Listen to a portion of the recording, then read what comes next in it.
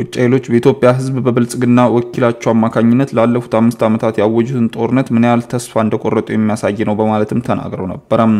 በተመሳሳይ የኢትዮጵያ የቀድሞ ፕሬዝዳንት ሙላቱ ተሾመም በየካቲት 2017 ዓ.ም አልጀዚራ ድረገጽ ላይ ባሰፈሩ ጽሁፍ ኤርትራ በአፍሪካ ቀንድ ሁሉም ዋና ግጭቶች ውስጥ ተሳትፋለች እንዲሁም በሰሜን ኢትዮጵያ ጦርነትን ሊያባብስ በሚችል ድርጊት ተሰማርታለች ሲሉም መውቀሳቸው ይታወቃል።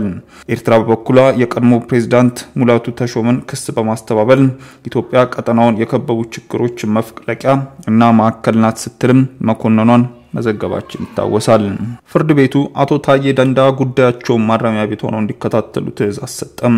ጠበቃቸው ችሎቱ በስውር ነው የተካሄደው ሲሉም ከሰሱም። የፌደራል ከፍተኛ ፍርድ ቤት ልደታ ምድብ ችሎት የቀድሞ የሰላም ሚኒስቴር ዴኤታ አቶ ታዬ ደንዳ የዋስትና መብታቸው ተነስቶ ጉዳያቸውን ማረሚያ ሆነው እንዲከታተሉ ትዕዛዝ መስጠቱን ጠበቃቸው አቶ አበራ ንጉሱም ለአዲስ ስታንዳርድ ተናግረዋል። እንደ ጠበቃው ገለጻ አቶ ታዬ ደንዳ ግንቦት 26 ቀን ከቀኑ 6 ሰዓት አካባቢ ያለ ጠበቃ በስውር ወደ ፍርድ ቤት ቀርበዋል። ያለ ጠበቃው ነው ችሎት የቀረቡት ያሉት ጠበቃው እንደዚህ ያሉ ጉዳዮች የሚከናወኑት የተከሳሹ ጠበቃ ወይም በፍርድ ቤት የተሰየመ ጠበቃ ባለበት ብቻ ነው። ነገር ግን ይህንን መስፈርት ተጥሷል ብለዋል። በተጨማሪ ችሎቱ የተካሄደው በምሳ ሰዓት መሆኑን በመግለጽ በተለምዶ ፍርድ ቤቶች ሂደት የማይካሄድበት ነው በማለትም ገልጿል። ጠበቃው ችሎቱ በተለይ ዋስትናቸውን ለማንሳት በስውር የተዘጋጀ ይመስላል ሲሉም ገልጿል። የፌደራል ጠቅላይ ፍርድ ቤት በቀድሞ የሰላም ሚኒስቴር ዴኤታ አቶ ታዬ ደንዳ ላይ የተመሰረቱ 2 የወንጀል ክሶችን ወደ ፌደራል ከፍተኛ ፍርድ ቤት በመመለስ በድጋሚ ክርክር እንደሚደረግባቸው ትዕዛዝ ከተላለፈባቸው ከጥቂት ቀናት በኋላ ከመኖሪያ ቤታቸው ተወስደው በቁጥጥር ስር ውለዋል። የቀድሞ የሰላም ሚኒስቴር ዴኤታ ከቀረቡባቸው ክሶች መካከል ሐምሌ 30 በዋለው ችሎት የአንደኛና በሁለተኛ ክስ ነጻ የተባሉ ሲሆን የጦር መሳሪያ ወንጀሎችን በተመለከተ የቀረበባቸውን 3ኛ ክስ ተለቀው እንዲከላከሉ ብይን መስጠቱ ይታወሳል። አቶ ታዬ ላይ ነጻ የተባሉበትን 2ቱን ክሶች ከጠላት ጋር በመተባበርና የጸረ ሰላም ቡድኖች የሆኑትን ኃይሎች በመደገፍ የሚል እና በፌስቡክ ገጻቸውም ይህንን ደግፈው ጽፈዋል ከሚል ጋር የሚያዝ ነበር። ይህም ተከትሎ አቶ ታዬ ህዳር 23 ቀን በዋለው ችሎት የፌደራል ጠቅላይ ፍርድ ቤት ሰበር ሰሚ ችሎት በዋስትና እንዲፈቱ ተወስኖ ህዳር 26 2016 ዓ.ም ከእስር ቤት ወጥተው ጉዳያቸውን ሲከታተሉ ነበር። ይሁን እንጂ አቃቢ ህግ አቶ ታዬ ከተመሰረተባቸው 2 ክሶች ነጻ መባል የለባቸውም የሚል ይግባኝ በማለቱም ጉዳዩ በፌደራል ጠቅላይ ፍርድ ቤት ሲታይ ቆይቷል።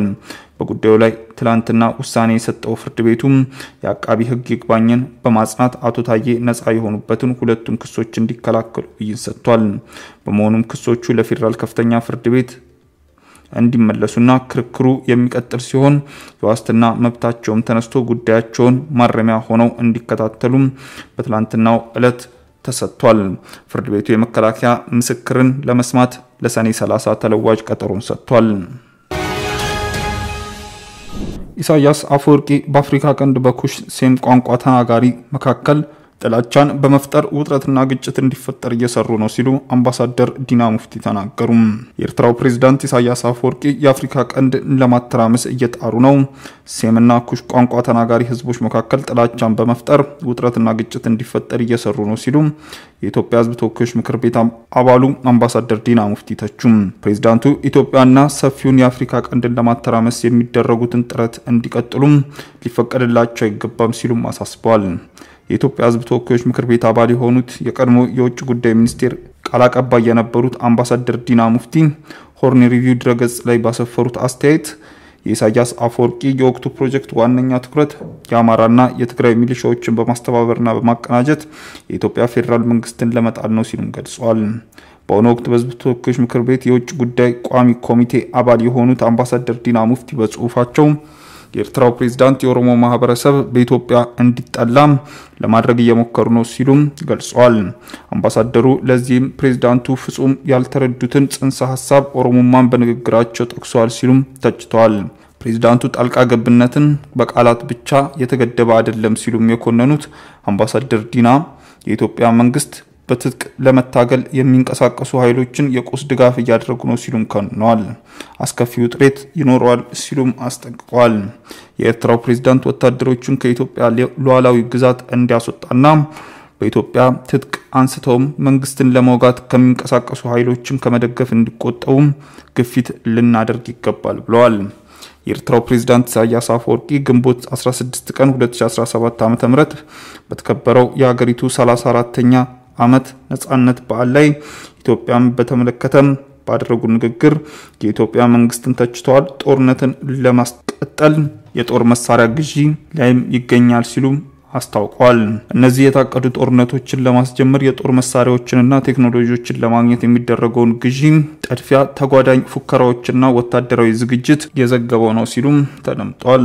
ሊቀርቡ የሚፈልጓቸው ምክንያቶች ብዙ ናቸው ሲሉ የጠቀሱ ፕሬዝዳንቱ የውሃ ጉዳይ፣ የአባይና ቀይ ባህር፣ የባህር በር ማግኛ፣ የኦሮሞ ህዝብን የማይወክል የኦሮሞ ማስተሳሰብ፣ የኩሽና የሴም ግጭት፣ የአፋር ህዝብ መሬትን ለህዝብ አጀንዳ መጠቀም እንዲሁም ጦርነት በሰፊው መቀስቀስ ነው በማለት ዘርዝረዋል። ውድ ተመልካቾቻችን በዕለታዊው የዛሬ ውሎ ፕሮግራማችን ይዘንላችሁ የቀረብናቸው ዋና ዋና መረጃዎች እነዚህ ነበሩ። ከፕሮግራም ጋር አብሬያችሁ ቆይታ ያደረኩት እኔ አብዲስ አደፋር ነበርኩ። ከሌሎች የኬሎ ሚዲያ ፕሮግራሞች ጋር መልካም ቆይታ።